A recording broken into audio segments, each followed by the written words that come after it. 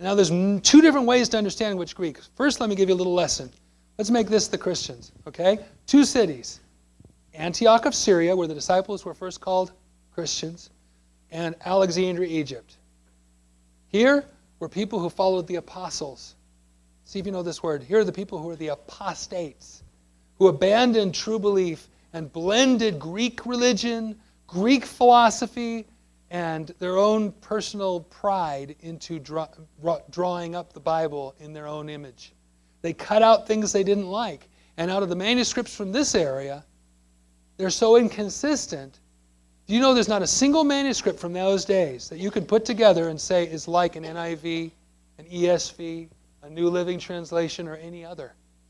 In fact, there's no Bible that can be made from them because they're missing entire books. They add other books. They throw in people's own writings. They inexplicably take out sections. And then when they get to the Lord's Prayer, for instance, they couldn't even agree in 32 out of 40 words. It's amazing, the disagreement among these people. These people, amazing agreement. This Greek spread all over the world and got translated into language after language, even within years after the apostles died. It's amazing. This ended up moving up through some philosophers and then ultimately through a guy named Eusebius to Constantinople. 50 Bibles were made there for them. Some of them, some people believe, are Sinaiticus and Vaticanus. And then after that, those spread around and were translated and modified into a changed Latin, hybrid, half this, half that, all bad. And that became the Roman Catholic text that went through years. All right, so now you go back through history. You got all this Greek. Where do you go? You have two different kinds of Greek. You have the Greek that went through Alexandria that's totally disagreeing with everything else and definitely disagrees with 5,700 other manuscripts. Did you hear what I just said?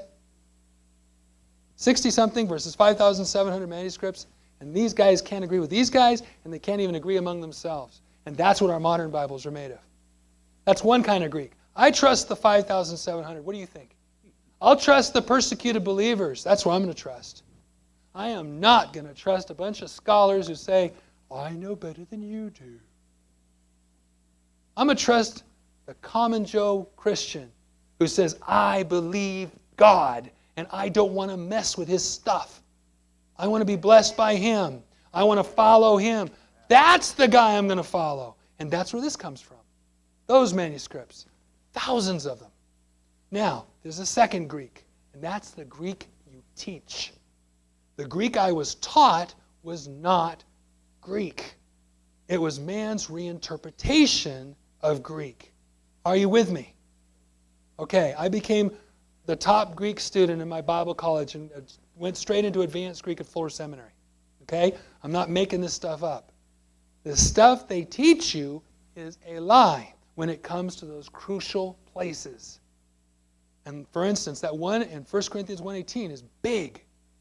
Are you saved or are you being saved? If you have a New King James, open up to 1 Corinthians 1:18, you see it right there. It says you are being saved. 1 Corinthians 1:18. If you have an NIV, get that out. Any other version. I got a bunch of them up here. Look them up. 1 Corinthians 1:18. For the preaching of the cross is to them that perish foolishness, but unto us which are saved, it is the power of God. So the preaching of the cross is the power of God to us who are saved. What does it say in the New King James? Being saved. If you read it in one of the Catholic Bibles up here, it says those who are on the road to salvation. We're off on the road to salvation. Are you serious? Yes. Because the Catholic Church teaches you must grab grace piece by piece by doing works. We don't believe in a works salvation. You either are or you aren't. You're either drowned or you're not drowned. Right? You believe not that I am He, you shall die in your sins, Jesus said. He was kind of clear about that. So we don't accept a false teaching of Greek either. Now here's where I'm going to say the thing that's going to make you feel, I don't know. But this is where I am. This is my heart talking to you.